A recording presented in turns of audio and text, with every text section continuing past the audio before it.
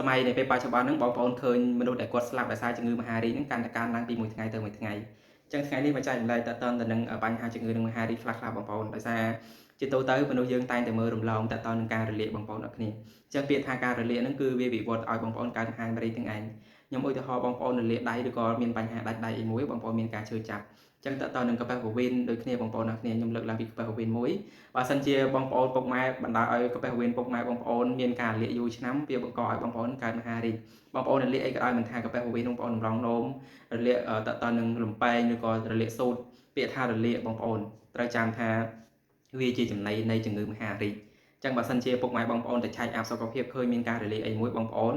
ព្យាយាមរកដំណោះស្រាយឲ្យទាន់ពេលវេលាកុំឲ្យមានការវិវត្តទៅជាជំងឺមហារីកព្រោះជំងឺមហារីកបងប្អូនទៅវាកើតហើយវាសាហាវបងប្អូនអរគ្នាវាងាយនឹងព្យាបាលឬក៏អត់ងាយនឹងរកដំណោះស្រាយនៅក្នុងការតែព្យាបាលជំងឺនឹងទេអញ្ចឹងបងប្អូនអរគ្នានៅក្នុងវីដេអូនេះខ្ញុំសូមផ្ដាំឬក៏ជាសារឬក៏មេសេចមួយចុះ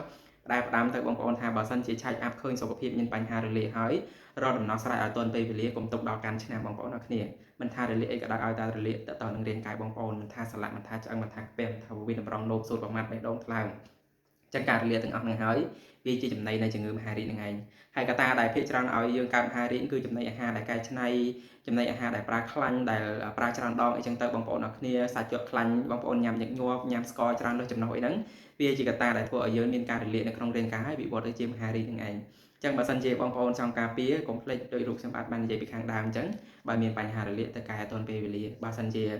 អត់ចង់រលាកទេកាត់បន្ថយនៅអ្វីដែលរូបខ្ញុំបានចែកម្លែកបាញ់មិញទៅបងប្អូននឹងមានរាងកាយមួយដែលមានសុខភាពល្អអាចរស់ចាក់ឆ្ងាយពីជំងឺមហារីកនឹងបានចាការចែកម្លែកវីដេអូគឺខ្ញុំមានតែប៉ុណ្្នឹងទេបងប្អូនអរគ្នាហើយជូនពរឲ្យបងប្អូនអរគ្នាសុខសប្បាយយូរវែងទាំងអស់គ្នាអរគុណ